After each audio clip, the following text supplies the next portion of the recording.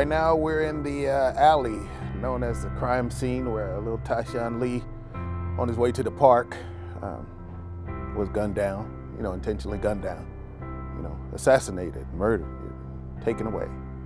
For kids every day now, it's a startling reality. They know more than we want them to know.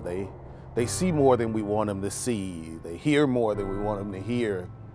I think our kids are seeing, everything from normal fist fights all the way up into, gunshots, people being shot down, in cold blood. A 6-year-old or 8-year-old or 9-year-old shouldn't have a buddy who's been killed.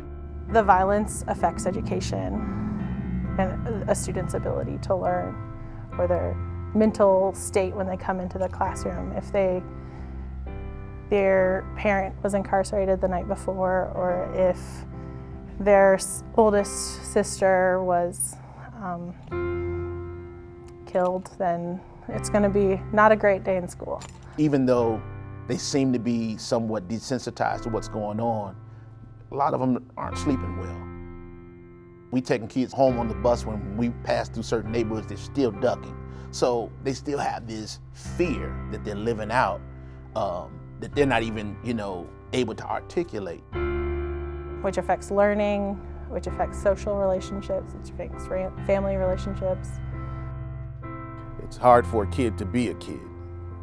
It's hard for a kid to be a kid.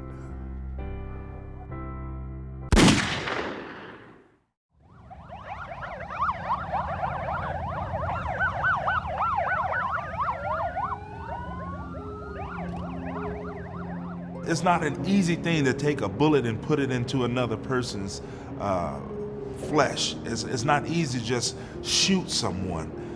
It seems and it appears like that on TV, but the person holding that gun in his hand is someone who has developed and become that person that can do that over a series of personal events of his own life. These guys' hearts are hardened, and it's been hardened for a long time because of the atmosphere, because of the culture, because of their homes, because of school, because of all of these other things. And as you're growing up, you're thinking about all of these things, how people have treated you, and then if you have an inkling of a chance to get even, if you don't know the gospel, then you'll get even.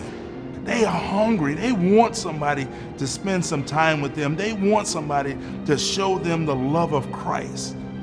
And if they can just see that, it can change things. It can change things. We can catch them and turn them away from all those things. But all they need to know is that Christ loves them. And Christ is using you and I to show the love of Christ to those young men, those young ladies. They need Jesus. That's the only way. It's the only way.